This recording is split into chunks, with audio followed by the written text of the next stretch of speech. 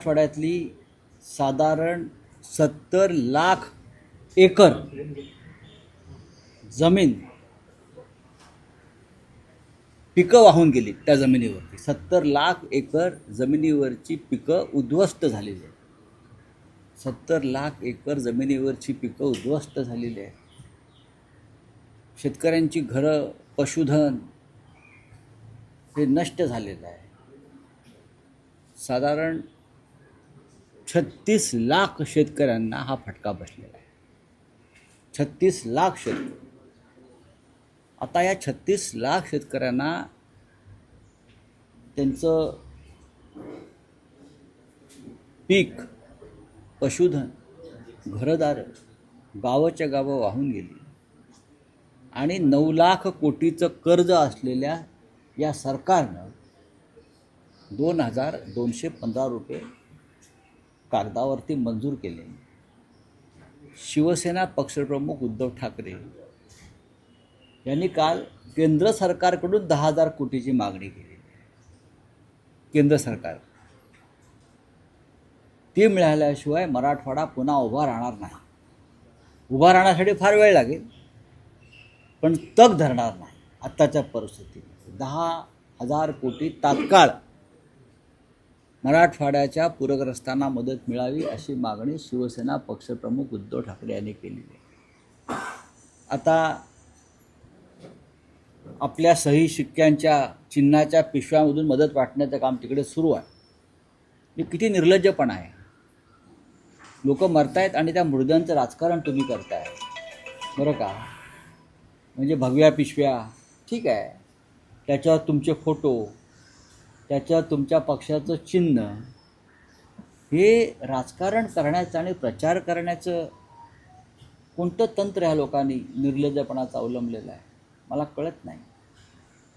एका बाजूला भारतीय जनता पक्षाचा वेगळा कारभार, दुसऱ्या बाजूला मिंदे गटाचं वेगळं आहे, त्यानंतर अजित पवार गट येईल. म्हणजे ही इथेसुद्धा स्पर्धा चालली आहे का तुमची? लोक मरत आहेत, आक्रोश चालला आहे, लोक वाहून जात आहेत. म्हणजे अशा प्रकारे काम करणारं सरकार, निर्दयपणे काम करणारं सरकार या राज्यामध्ये आहे. किमान माणुसकी नाही, प्रत्येक ठिकाणी राजकारण आणि पैशाची मस्ती. एवढी मस्ती पैशाची असेल तर स्वतःच्या घरच्या तिजोऱ्या रिकाम्या करा. ठेकेदाराकडून लुटलेल्या पैसे, बरं का, तुम्ही दामाजी पंथात ठेकेदाराकडून नगरविकास खात्यानं शक्तिपीठ मार्गात, समृद्धी महामार्गात लुटलेला पैसा मराठवाड्यातल्या शेतकऱ्यासाठी मोकळा करा आणि अबालवृद्ध, तरुण, विद्यार्थी, महिला यांना मदत करा. ही सरकारची जबाबदारी आहे. शिवसेना पक्षप्रमुख उद्धव ठाकरे हे उद्या मराठवाड्याच्या दौऱ्यावर चाललेले आहेत. त्यांचा कार्यक्रम लवकरच जाहीर होईल, पण आम्ही सगळे उद्या मराठवाड्याच्या दौऱ्यावर जात आहोत. राहुल साहेब, एक असं आहे की जे 2215 कोटी गेले आहेत ते आताच्या नवीन दुष्काळासाठी नाही येते, त्याच्या मागचे जर एक नुकसान सरकारकडे कोणत्याही प्रकारचं नियोजन नाही आहे.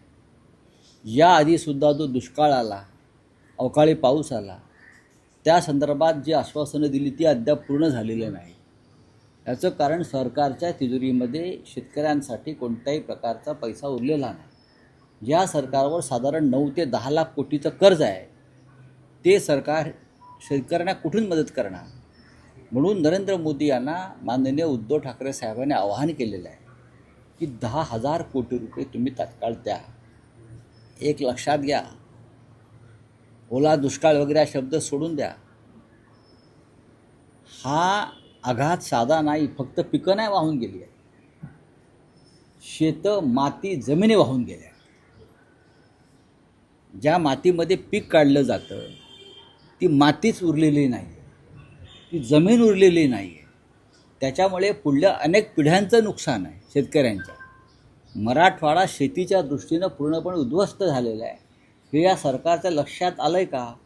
जे आपल्या दाढीचे फोटो, बरं का, पिशव्यांवर छापून मदत वाटतायत किंवा प्रचार करतायत, त्यांना एक कळलं आहे का की किती मोठं गंभीर नुकसान झालेलं आहे? काय ही मतं मागण्याची किंवा प्रचार करण्याची वेळ नाही आहे, त्यांना समजायला पाहिजे सगळ्यांना. हे भाजपलाही समजायला पाहिजे, हे मिंदे गटाला समजायला पाहिजे, आणि जे कोणी करू इच्छितात त्यांनाही हे समजायला पाहिजे. हे अत्यंत संवेदनशील असं काम आहे आणि धक्कादायक असा विषय तिथे झालेला आहे. राऊत साहेब, महाराष्ट्रात एक विचित्र परिस्थिती तुम्हालाही पाहायला मिळते का? एकीकडे अतिवृष्टी आहे, शेतकरी संकटात आहे, मंत्री पालकमंत्री शेतकऱ्यांच्या बांधावर जात आहेत, तिकडची परिस्थिती जाणून घेणार आहे, घेत आहेत. पण असं असताना आज राज्याला कुठल्याही सभागृहात विरोधी पक्ष नेता नाही. जो विरोधी पक्ष नेता शेतकऱ्यांची किंवा जनतेची संकट काळात आवाज बनून सरकारपुढे मुद्दे मांडण्याचा प्रयत्न बघा, करतो. हा अत्यंत महत्त्वाचा प्रश्न आहे. अशा वेळेला महाराष्ट्रात विधिमंडळाच्या दोनही सभागृहामध्ये या सरकारनं विरोधी पक्षनेता ठेवला नाही, विधानसभेत देत नाही आणि विधान परिषदेतसुद्धा नेमू दिला नाही. का? अशा वेळेला, अशा संकट समयी सरकारला मार्गदर्शन करण्याचं काम, जनतेचा आवाज म्हणून विरोधी पक्षाचा नेता जो असतो तो आवाज उठवत असतो आणि त्यातून सरकारला दिशा मिळते. कारण सरकारबरोबर विरोधी पक्षनेतासुद्धा अशा संकटाच्या जागी फिरत असतो, लोकांची मतं समजून घेत असतो, लोकांचं दुःख समजून घेतो आणि त्यानंतर तो आपली भूमिका मांडतो आणि त्यातूनसुद्धा सरकारला एक दिशा मिळते. पण या राज्याचे मुख्यमंत्री देवेंद्र फडणवीस, या देशाचे पंतप्रधान नरेंद्र मोदी आणि या राज्याचे गृहमंत्री अमित शहा, या तिघांनी लोकशाहीविरुद्ध कट केलेला आहे, कारस्थान केलं आहे. आणि या तिघांनी महाराष्ट्राच्या जनतेविरुद्धसुद्धा कारस्थान केलेलं आहे आणि या तिघांनी संपूर्ण राज्याच्या विरुद्ध आमचं कारस्थान केलं आहे.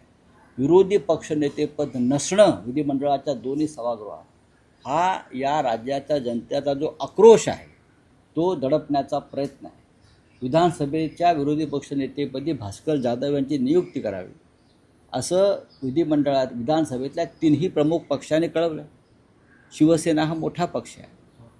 विधान परिषदेमध्ये सुद्धा अंबादास दानवे निवृत्त झाल्यावर त्या पदावरून काँग्रेसच्या नेतृत्वानं सगळ्यांच्या संमतीनं एक नाव कळवलेलं आहे.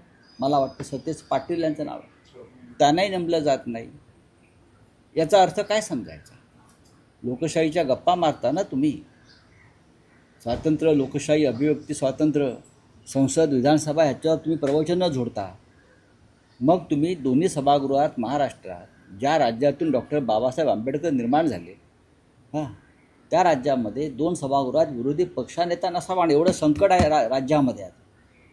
जनतेच्या वतीनं आवाज उठवणारा तुम्ही नेता, विरोधी पक्ष नेता ठेवलेला नाही आहे. तुम्ही काय जनतेला मदत करणार आहात? राऊत साहेब, आणखी एक निदर्शनास येतं आहे की पालकमंत्री, मंत्री जरी दौरे करत असले तरी तिकडच्या स्थानिकांचं म्हणणं आहे, शेतकऱ्यांचं म्हणणं आहे की अधिकारी जुमानत नाही आहेत, पंचनामे होत नाही आहेत. ते अनेक वेळा विनंती करत आहेत. पालकमंत्री म्हणतात की एकही गुंठा पंचनाम्याशिवाय आम्ही राहू देणार नाही. पण आक्रोश बघायला मिळाला सकाळपासून. संताप आहे सरकारी अधिकाऱ्यांविरोधात आहे की जे मला जबाबदार कोण आहे? अधिकारी म्हणजेच अधिकारीच सरकार चालवत आहेत. कारण जे तीन पक्षाचं सरकार चाललेलं आहे त्यांची आपापसात साठमारी सुरू आहे. अधिकाऱ्यांच्या हातामध्ये राज्याचे सूत्र गेल्यावर दुसरं काय होणार? निदान अशा प्रसंगी तरी अधिकाऱ्यांनी किमान माणुसकी दाखवावी. पण अधिकारी काय करणार? तिजोरीमध्ये पैसे नाही आहेत, ट्रेझरीमध्ये पैसे नाही आहेत. कलेक्टर काय करणार? विभागीय आयुक्त काय करणार? ते सुद्धा डोक्याला हात लावून बसले आहेत. आणि म्हणूनच मिंध्यांसारखे लोक या परिस्थितीचा फायदा घेऊन आपल्या दाढीचे, चेहऱ्याचे फोटो टाकून मदत देत आहेत.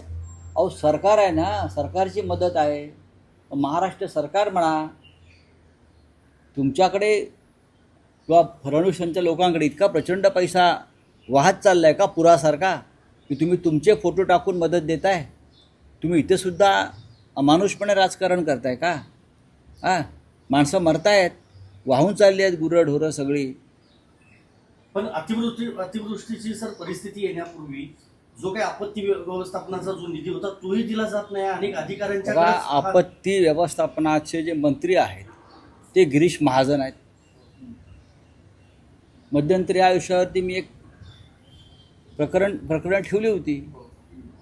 त्यांच्या आपत्ती व्यवस्थापन पुनर्वसनाच्या फाईलवर वजन ठेवल्याशिवाय ती फाईलच पुढे जात नाही. कसलं आपत्ती व्यवस्थापन करताय तुम्ही? त्याच निधीमध्ये भ्रष्टाचार आहे, हे मी मागे वारंवार सांगितलेलं आहे. तिथे सुद्धा ठेकेदार बसले आहेत आणि ते सांगतात कोणती फाईल मंजूर करायची की नाही. या विषयावर मी डिटेल्स व्यवस्थित मागे एका पत्रकार परिषदेत सांगितलेलं आहे की गिरीश महाजन यांच्याकडे जे खातं आहे आपत्ती व्यवस्थापन, त्यात कशा प्रकारे घोटाळे, भ्रष्टाचार, कमिशनबाजी, दलाली, ठेकेदारांचं वजन वापरून फायली मंजूर केल्या जात आहेत, हे मी सांगितलं आहे. अभिषेक कौल हेच नाव मी सांगितलं होतं ना. ह्यांनी मंजुरी दिल्याशिवाय एकही फाईल पुढे जात नाही. कोण आहे ते? कोण आहे? चला, थँक्यू.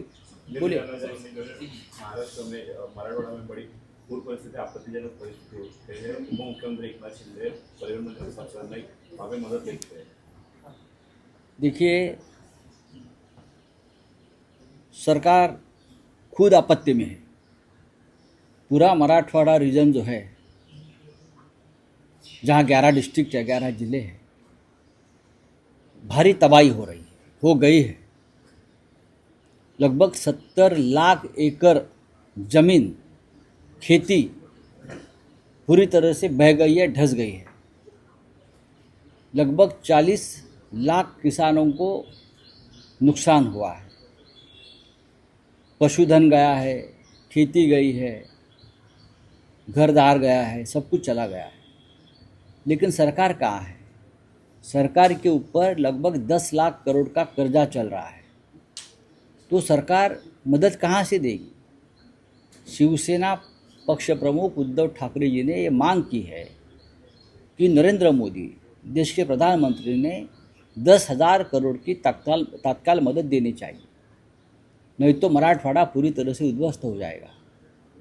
लेकिन सरकार के कुछ लोग और मंत्री क्या कर रहे हैं? अपने पार्टी के थैली में अपना एक फोटो और पार्टी का चिन्ह लगाकर मदद देने की कोशिश कर. यहाँ भी राजनीति हो रही, लोग मर रहे, लोग ख़त्म हो रहे, लोगों का आक्रोश चल रहा है, लोगों को खाने पीने को नहीं, और ये शिंदे के लोग वहाँ राजनीति कर रहे हैं. ये ठीक नहीं है, ये बहुत निर्घृण बात चल रही है. लेकिन कल उद्धव ठाकरे जी पूरे विभाग का दौरा करेंगे और जायज़ा लेंगे और फिर बात करेंगे. तो ओमराजे निंबाळकर पानी में उतरकर जो ये वो हमारे एमपी है, सांसद है ओमराजे निंबाळकर. लगभग 3 दिन से पानी में लोगों को बचाने की, लोगों को मदद करने की पूरा प्रयास कर रहे हैं. ये हमारा शिवसेना का एक हमेशा एक धर्म रहा है. संकट के समय फील्ड पर उतरो, राजनीति ना करो. थँक्यू. काय ओमराजे निंबाळकर तीन दिवसांपासून बघा, सरकार आता पोचलं आहे आपल्या थैल्या घेऊन, सही शिक्क्यांच्या, चिन्हांच्या, मंत्री. पण धाराशिवमध्ये शिवसेनेचे खासदार ओमराजे निंबाळकर गेल्या 4 दिवसापासून असंख्य शिवसैनिकांसह चिखलात आणि पाण्यात लोकांना मदत करतायत, लोकांचे प्राण वाचवतायत. लोकांची व्यवस्था स्वतः जातीनं पाहतायत. हा शिवसेनेचा धर्म जो आहे, हा बाळासाहेब ठाकरेंनी शिकवलेला आहे. संकटामध्ये राजकारण करायचं नाही, जात धर्म विचारायचं नाही. 4 दिवस झाले निंबाळकर, आमचे तरुण खासदार, पाण्यामध्ये, चिखलामध्ये, ते स्वतः आजारी पडलेत, पण ते काम करत आहेत. जालन्यात कृषी मंत्र्यांना लोकांनी घेराव घालून प्रश्नाची सरबत्ती केलेली आहे. एक प्रकारचं जे आहे ते आंदोलन सुद्धा कृषी मंत्र्यांनी केली पाहिजे. नाही, आता हे जागोजागी होणारच आहे.